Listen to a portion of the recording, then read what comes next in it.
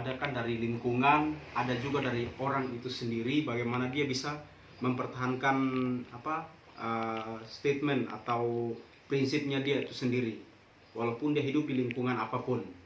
Nah, tapi di sini orang-orang Israel setelah sudah dikasih yang baik sama Tuhan, padahal melewati proses yang luar biasa. Kita harus ingat juga kenapa mereka seperti itu. Karena dari awalnya itu memang bangsa Israel ini kan bangsa yang tegar tengkuk. Itu kita harus tahu juga. Bangsa yang paling tegar tengkuk, paling mau dibilang paling tegar tengkuk, paling badan dari semua bangsa-bangsa. Makanya Tuhan selalu proses mereka itu sangat luar biasa. Nah, kalau kembali ke kehidupan kita yang sekarang ini, di karakter kita, waktu pada zamannya Tuhan Yesus, kayak di sini kan sudah banyak terjadi pemberontakan, atau mungkin tadi Kubu R ngomong kalau terjadi kayak money politik, sogok-sogok. Nah, ini kan Tuhan Yesus juga kan sebenarnya sangat tidak senang sekali dengan masalah uang itu kan. Makanya kita kalau mungkin kita selalu baca-baca artikel itu kan Tuhan Yesus ini tidak pernah memposisikan dirinya atau mensejajarkan dirinya dengan orang-orang yang berpangkat tinggi, mungkin kayak raja atau kaisar atau apapun, tapi selalu dengan uang. Artinya apa? Uang kita tidak boleh menjadikan uang sebagai Tuhan, tapi harus uang itu sebagai hamba.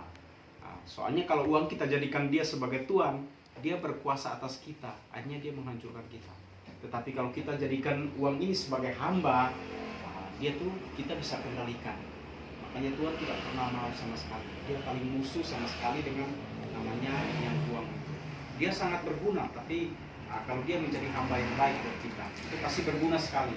Tapi kalau kita jadikan dia sebagai Tuhan, otomatis dia menguasai kita. Akhirnya diobok-obok semua kehidupan kita. Apapun yang kita ingin, banyak uang kok. Akhirnya di situ karakter kita hancur. Kita dilihat orang wow, tapi orang tidak pernah mengerti karena dari semua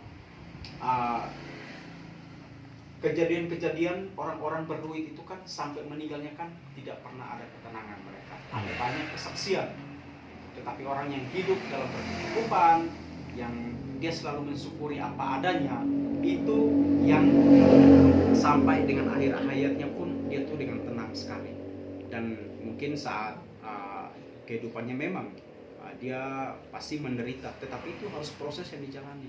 Karena kita mengikuti Tuhan itu standarnya sangat luar biasa.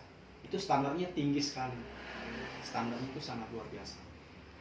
Ini juga kan kalau berbicara masalah itu sama juga kan dengan masalah kalau mau dibilang disinggungkan mengenai kayak patung-patung berhala atau pohon-pohon, itu kan sama juga. Kalau kita lihat kan disejajarkan itu sama semua.